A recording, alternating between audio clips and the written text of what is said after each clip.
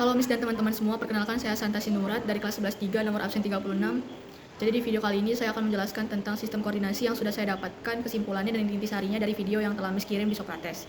Jadi sistem koordinasi itu terbagi menjadi 3, yaitu sistem saraf, sistem hormon, dan sistem indera manusia. Sistem saraf itu terbagi menjadi 2, yaitu sistem saraf pusat atau SSP, dan yang kedua sistem saraf tepi. Jadi sistem saraf pusat itu terbagi menjadi 2, yaitu otak dan juga sumsum belakang. Jadi fungsi dari sistem saraf itu menerima atau meneruskan rangsangan atau mengelola rangsangan. Jadi misalnya ada reseptor itu seperti indera, lalu dari reseptor itu menuju ke saraf dan menuju ke efektor atau otot atau kelenjar. Jadi penyusun saraf itu ada 2, yaitu neuron dan neoglia. Neuron itu sel saraf, neoglia itu sel pendukung. Nah, seperti yang saya bilang tadi, kalau sistem saraf itu terbagi menjadi 2, yaitu sistem saraf pusat dan sistem saraf tepi.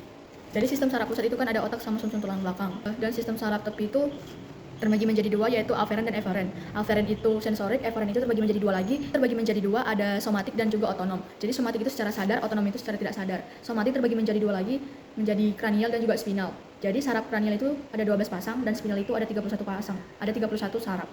Dan juga otonom itu yang secara tidak sadar terbagi menjadi 2, yaitu saraf simpatik dan saraf parasimpatik. Simpatik itu dia bekerja secara siaga, kalau parasimpatik itu kembali ke kondisi normalnya. Saya akan menjelaskan dari sistem saraf pusat atau SSP.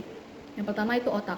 Jadi otak itu terbagi menjadi 3 lapisan. Yang pertama yaitu ada durameter, arakanoid, dan diameter. Nah, lanjut ke sistem saraf tepi atau SST. Jadi sistem saraf tepi itu terbagi menjadi 2, yaitu saraf kranial yang 12 pasang dan saraf spinal yang ada 31 saraf. Jadi saraf kranial itu jenis neuron itu sensorik dan motorik. Ada 12 saraf, ada 12 pasang saraf yaitu olfaktori, optik, okulomotor, trochlea, trigeminal, abdusen, facial, vestibular-cochlear, glossofaring, vagus, aksesori spinal, hipoglossal.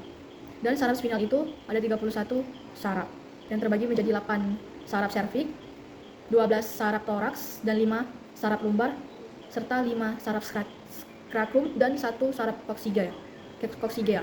Adapun gangguan-gangguan pada sistem saraf yaitu stroke, amnesia, epilepsi, neuritis, dan Parkinson. Selanjutnya itu adapun kelenjar endokrin itu kelenjar hipofisis atau bisa dibilang pituitari. Yang pertama itu hipofisis anterior, yaitu bagian depan. Fungsinya kelenjar ini itu untuk memicu pertumbuhan tulang. Anterior ini memiliki beberapa bagian seperti thyroid stimulating hormon atau TSH yang berfungsi memicu kerja kelenjar tiroid. Baru adrenocorticotropic hormon atau bisa dibilang ACTH yang berfungsi memicu kerja kelenjar korteks. Baru ada fluide stimulating hormon atau FSH yang berfungsi pada laki-laki untuk memicu spermatogenesis dan pada perempuan memicu oogenesis. Dan selanjutnya ada luteinizing hormon atau disebut LH yang berfungsi pada laki-laki itu memicu produksi testosteron, untuk perempuan itu memicu ovulasi atau pelepasan sel telur dari ovarium. Selanjutnya yaitu kelenjar hipofisis intermedia atau di bagian tengah. Ada bagian-bagiannya itu yang pertama ada melanocyte stimulating hormon atau MSH yang berfungsi untuk hasilkan pigmen melanin. Yang kedua itu ada endorfin yang berfungsi untuk merelaksasikan tubuh. Yang ketiga ada hipofisis posterior atau bagian belakang yang memiliki bagian yang pertama itu antidiuretik hormon atau ADH yang berfungsi untuk memicu reabsorpsi air di ginjal. Jadi kalau ADH-nya naik itu urin kentalnya sedikit, dan kalau ADH-nya turun itu urin encernya banyak atau diabetes insipidus biasanya, insipidus kalau penyakitnya. Tadi ya saya sudah menjelaskan salah satu kelenjar yaitu kelenjar hipofisis. Selanjutnya itu ada kelenjar tiroid, yang ketiga itu ada kelenjar paratiroid, yang keempat ada kelenjar timus, yang kelima ada kelenjar pencernaan, yang keenam ada kelenjar pankreas, yang ketujuh ada kelenjar adrenal, yang ke-8 ada kelenjar pineal, yang ke-9 ada kelenjar kelamin.